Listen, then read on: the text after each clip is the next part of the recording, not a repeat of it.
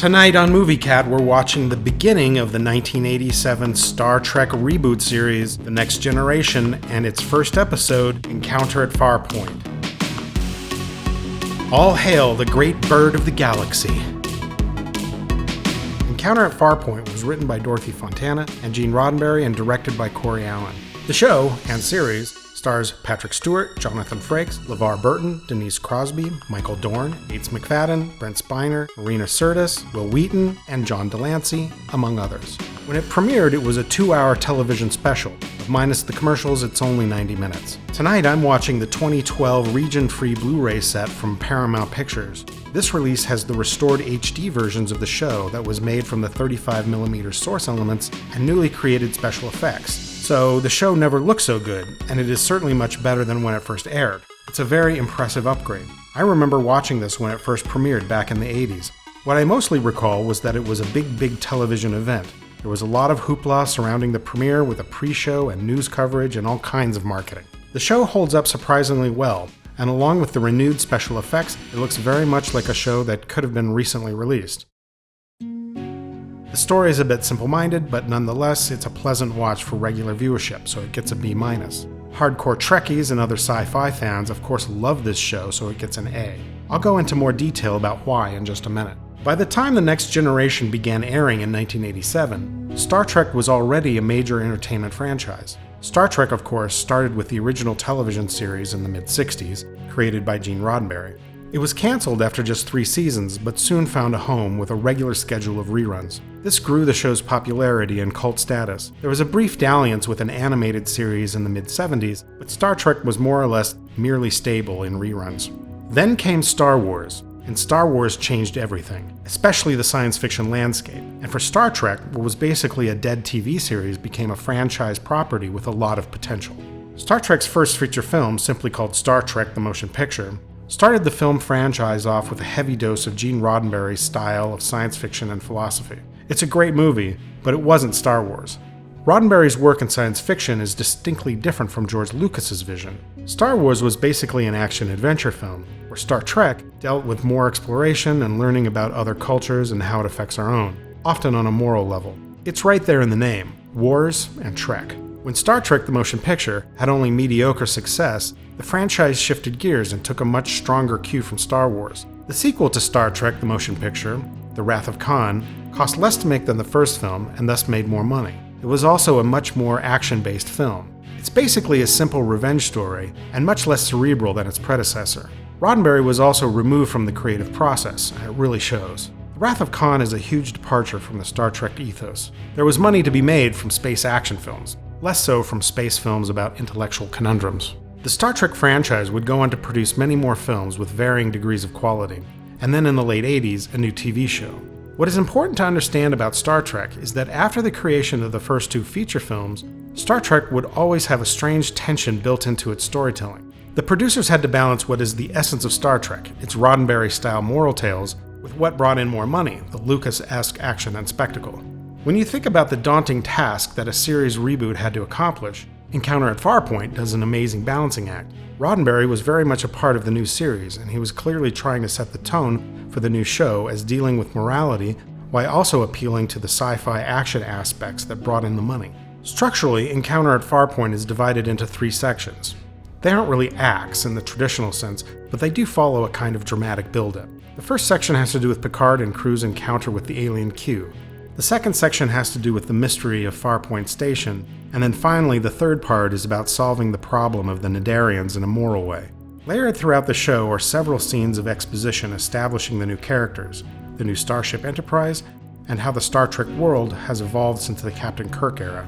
The show begins by introducing Captain Jean-Luc Picard, who is the main protagonist for the entire series. Picard has just been assigned to the new Enterprise, and as he tours the ship, so does the audience. Some of the crew are introduced, such as the telepath Counselor Troy, Lieutenant Yar, Lieutenant Data, an android, and Lieutenant Worf, a Klingon. More of the crew will be introduced further along in the story.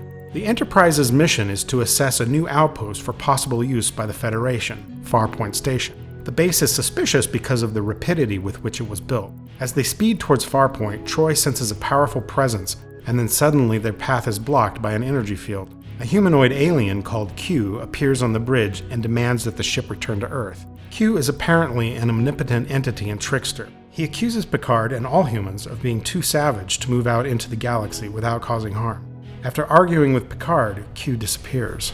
The Enterprise takes the opportunity to make a run for it, and they speed off in the opposite direction. The Q energy field follows. During this scene, it is shown how the Enterprise can detach the saucer section of the ship in times of emergency. The saucer escapes, and the rest of the ship, the secondary hull, turns to fight Q. Instead of fighting, Q disappears some of the crew, Picard, Data, Yar, and Troy, and reappears them in a bizarre courtroom with Q as the judge. He intends to put humanity on trial for its savagery. Picard argues again with Q, and Q agrees to allow the Enterprise to continue with its mission, as a test of their moral problem-solving. The crew are suddenly placed back on the Enterprise, which is magically heading to Farpoint Station. The second part of the show begins with Commander William Riker, who is already at Farpoint Station, explaining in his log that he will soon be joining the Enterprise, which is his new assignment as first officer. In the meantime, he has been sent to meet with the administrator of the station, Groppler Zorn, of the Bandai people, who built the station. During the meeting, a mysterious bowl of fruit appears out of nowhere, which makes Riker suspicious. Later, as Riker explores the station, more mysterious things happen. He encounters the Enterprise's new doctor, Dr. Crusher, and her son Wesley, in the Bandai market, where another mysterious thing happens. Crusher is looking for a particular fabric which she can't find, and then suddenly it appears. We are also introduced to Lieutenant LaForge in the market, who is blind, but with the help of a special visor, can see and analyze materials with it. When the Enterprise arrives at the planet, Riker beams up and meets Picard and the rest of the crew. The third part of the show begins with Q reappearing to warn the Enterprise that he is still watching and that he is giving Picard 24 hours to prove himself. Some of the crew, led by Riker, beam down to the station to explore subterranean passageways under the station. They discover that the station is not built with normal materials. Also, Troy empathetically senses feelings of great distress. A giant alien spaceship arrives at the planet and scans the Enterprise, but does not fire at it. It then begins to shoot at the old Bandai City, which is next to Farpoint Station. Picard and the crew discover that Farpoint Station is actually a giant space creature called a Nidarian that Zorn and the Bandai have managed to capture and enslave. The alien spaceship is not a ship at all, but another Nidarian that has come to rescue the one on the planet. The Nidarians have the ability to change the molecular structure of things, thus making it seem like things are appearing from nowhere. The Enterprise sends an energy beam down to the Nidarian on the planet to feed it and bring it back to health. The two creatures then float away into space. The crew of the Enterprise have apparently passed Q's test, and so continue on into the galaxy. Star Trek, in all its variations, is easily mocked. It's generally made fun of in two ways: its presentation and its pretentiousness. When it comes to the show's presentation, it is always easy to pick apart and devalue the unconvincing sets, costumes, and creatures. It's all a bit silly. But what usually rubs people the wrong way about Star Trek, even if they are unaware of it, is the show's moral haughtiness. This aspect makes up a huge percentage of Trek parodies. These criticisms do play their part in maintaining the audience perspective, though, and Roddenberry was well aware of the limitations of the show. But to his credit, he still strove to elevate moral issues in the public discourse. I believe he wanted Star Trek to be the beginning of discussion, not necessarily the end, and I would argue that Star Trek is often successful in that goal. Dorothy Fontana, who was the primary writer for Encounter at Farpoint, had been a writer on the original series as well as the animated show, along with a cajillion other television shows. She was well aware of Roddenberry's sci-fi moral philosophy, which was probably why she was tapped to write the pilot episode, although she would later butt heads with Roddenberry over his controlling approach to the show. The United States has had a difficult history concerning race relations, women's, LGBTQ, and civil rights, to name a few, and the 1960s saw many of these issues come to a head. Roddenberry was affected by the changes going on at the time and tried to address these matters in the original series. While we can look back now at the original Star Trek and see some major flaws in this regard, for the time in which it aired, Star Trek was quite progressive. Because Roddenberry was sensitive to social and political issues, he pushed to incorporate these issues in The Next Generation and make sure to set the new tone.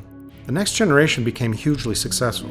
It went on for 7 seasons and 4 feature films and set the stage for several new TV series, some of which are still going today. But in 1987, none of that was assured. It appears that the creators got the balance right, but there was a risk involved in what Roddenberry wanted to do. From a moral storytelling outlook, it would have been easy enough to pick up the show from where Captain Kirk left off. In fact, the Kirk movies were still being produced when The Next Generation premiered, Star Trek IV: The Voyage Home had just come out the year before in 1986, and Star Trek V would come out after Encounter at Farpoint in 1989. What the Next Generation did that was so risky was to evolve the moral code of Kirk and the original series, and Encounter at Farpoint would be the test. And in a very meta way, the story of Encounter at Farpoint surrounds Q's test of Picard. The original series of Star Trek consisted chiefly of shows that were morality tales. That is to say that Kirk and company would encounter an alien life form that would be some kind of moral quandary, and Kirk would then solve the problem, thus teaching the alien, but actually the audience, what the morally correct thing to do was. While this was an effective and fun teaching device, it had the limitation of Kirk and the Federation being somehow the moral arbiters of the galaxy, always assuming the moral high ground. And while Kirk was always a good guy, it wasn't a very nuanced approach to ethics. What Fontana and Roddenberry did with The Next Generation was to tinker with the mode in which the moral of the story was taught. It would no longer be the Federation dictating what was virtuous, but rather it would be a story about discovery. Picard and the other characters would be the students, struggling to first understand what was presented to them, and then attempting to act and find a moral solution. This change in approach allowed for a much more flexible teaching tool, and arguably a much more moral one. The very scenario of Encounter at Farpoint reflects this new approach. Q, a malevolent alien, teases and harasses the crew of the Enterprise for their lowly moral abilities, reflecting the position the Federation of the original series used to take when encountering an alien species. From an outsider perspective, it may seem that Q was merely behaving in the same way that Kirk did. As part of his scheme of intimidation, Q positions himself as Picard's teacher and sets up a test of his moral problem solving. Q is an obnoxious know-it-all, but he is written that way for a reason. Q is the reflection of how the original series approached moral teaching. Picard is the new standard of how Roddenberry thought the show should explore ethics, and so, throughout the show, Picard repeatedly rejects Q's ideas and assertions, showing that Roddenberry and Fontana are rejecting the moral self-righteousness of Captain Kirk, ironically a character that he created. The Next Generation was an evolution of Roddenberry's ideas about morality tales. It was an evolution of television on a technical level as well as an ethical one. And Encounter at Farpoint was the trial for the new way, and audiences bought it. Encounter at Farpoint was an exciting opening for the new Star Trek reboot when it aired in 1987. A lot of people watched it who were not really Trek fans or even sci-fi fans. At the time, the show was highly praised and had both high audience numbers and very high ratings. This makes sense if you consider that the Star Trek franchise was a beloved American show by the 1980s. Everyone knew what it was, and everyone liked it, and everyone wanted to see the next chapter in its history. The show is fascinating and entertaining for general audiences, but doesn't quite live up to the drama that Q promises will unfold for the Enterprise's crew. There are also some minor difficulties, so I can only give it a B-. But for Star Trek's core fan base, the show was an excellent revival, and it gets an A. Encounter at Farpoint is probably the most important Next Generation episode. Not necessarily for the production, although the show holds up really well. No, it's because Roddenberry was successful in setting the new tone of morality plays for the show. Over time, the show would wander from the path and then re-find it, but Encounter at Farpoint did set the bar. As I said, the show holds up quite well for something that was produced in the mid-80s. That has something to do with its high budget. On initial viewing, the first thing that one notices is the production design.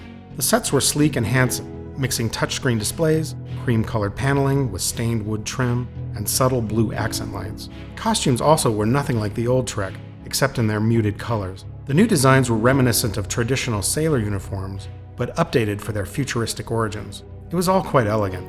Even the alien world and Bandai City had much care given to the design. It was clear that the producers wanted to avoid the main criticism of the original series, that it looked fake, or worse, cheap. Along with the production design, the casting for the show and series was excellent. Patrick Stewart and Jonathan Frakes as the leaders of the Enterprise were excellent finds. Stewart especially gave the series some real gravitas, and Frakes serves as a steadfast foil for Picard. John Delancey plays Q and clearly relished that role. He brings a lot of fun to the villain and didn't take anything too seriously as he was dressed up in a catalog of strange costumes. His delivery is hilarious, bullying and slightly menacing. Another highlight was Brent Spiner as the android Data. While the character was meant to be the logical advancement of Spock, Spiner brings so much more in the way of expression. Data's unintentional confused humor and rapid-fire computerese is quite charming. Denise Crosby is enthusiastic as Yar, and the character's passion is great, but it's a bit confused as, dramatically speaking, Yar served the same purpose as Worf, played by Michael Dorn. The Klingons are now allies of the Federation, and Lieutenant Worf has been assigned to the Enterprise. Dorn is terrific as the hot-headed Worf who is struggling to behave while on duty. Yara is similarly hot-headed. As the series would progress, the two characters would diverge, but for Encounter at Farpoint, the two are strangely similar. Marina Sirtis, who plays Lieutenant Troy, does an excellent job in what is arguably the most difficult character to portray.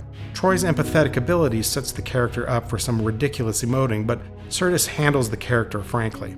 There are several other characters that are introduced in Encounter at Farpoint that would play more pivotal roles later in the series, such as Gates McFadden, LeVar Burton, and Will Wheaton. Wheaton was saddled with the character that everyone hates, the wide-eyed child, who is of course actually a genius. Wesley Crusher starts off as the most annoying character ever written, but over the course of the series grows to become an audience favorite. A lot of that had to do with Wheaton steering the arc of the character, but that happens through several seasons of the show. For Encounter at Farpoint, we're stuck with the kid. Corey Allen directed this episode. He had a long history of television directing and was more than competent. He would go on to direct more episodes of The Next Generation and Deep Space Nine, but I have to say that he brings nothing special to Encounter at Farpoint. As far as the shooting and staging of the episode, the show is straightforward and plain, no style, which is probably what Paramount wanted. They were taking enough risks on their show to begin with. I would guess that the edict from the top was to keep it simple, stupid. Allen could have set the tone for the series with a bit more flair, but in the end, what makes Encounter at Farpoint a great show is its sincerity. The sci-fi outlandishness and unbelievable happenings are successfully presented because the cast and production set up and deliver the show in a genuine manner. That is what makes a show believable. It's not the special effects or sets or costumes or creatures, it's the message and the sincerity in which it is presented.